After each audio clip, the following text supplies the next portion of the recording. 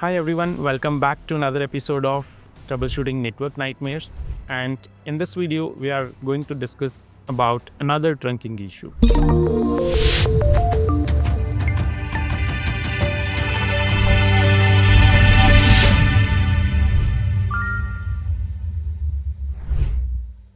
As on my screen, you can see here, again I have switch 1, switch 2. Both the interfaces are trunk here, and PC1 and PC2, they are part of the same VLAN, VLAN 10. So Z0 by interface of switch 1 and switch 2, they are part of VLAN 10. But still PC1 and PC2 are not able to communicate, even though they are in the same VLAN and there is trunking configured. So let's take a look why this kind of issue might happen. So first of all, let's verify the connectivity from PC1. I'll say ping, then I'll say 192.168.10.2, which is my PC2.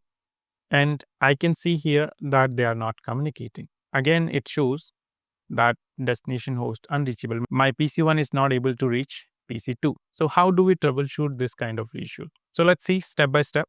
The first thing we can verify here, the IP connectivity. So you can use the command ipconfig, and here I can see the PC1 has an IP address 192.168.10.1, and the default gateway here is 192.168.10.254, as well as the subnet mask is CIDR24. Let's verify the same thing on the PC2 as well. If I go here and if I say ipconfig command, so I can see here that here the IP address is 192.168.10.2, the CIDR is same 24, and I have the same gateway. So that's fine. On the PC end, everything is good. Now we'll go through the switches. So let's go to the switches first. Let's check the interfaces. So as in we can see here, the interface gig 0/0 should be in VLAN 10 and interface gig 0/3 should be in the trunking state. So let's go here.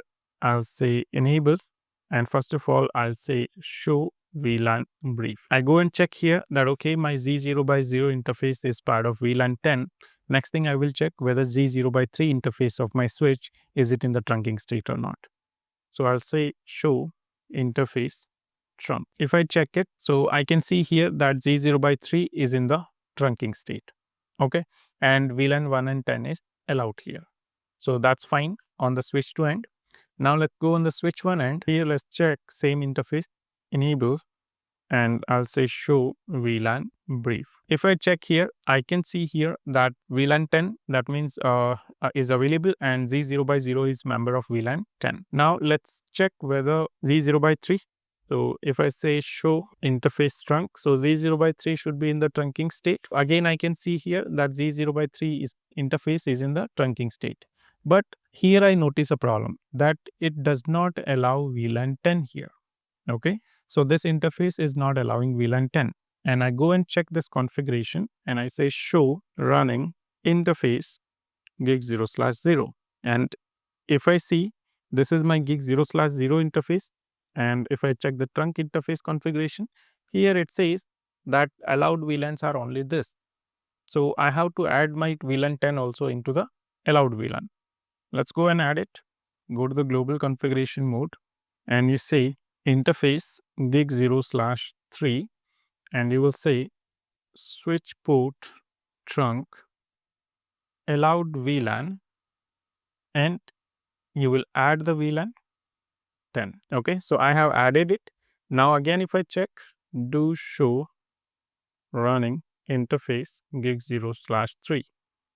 So I should see that this time there is no such allowed VLAN command here, right? And another thing is, I can say do show interface trunk.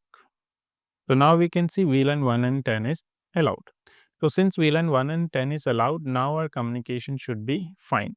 So let's go and take a look. I'll go back to PC1 and I'll try to communicate again with PC2. And you can see that I have here successful communication.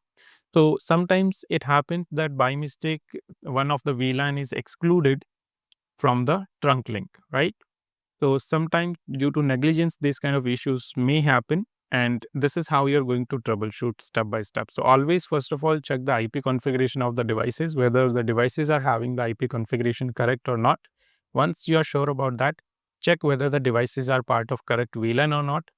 And if the devices are part of correct VLAN, then next you move on to checking the trunk link, whether the trunk is properly configured or not.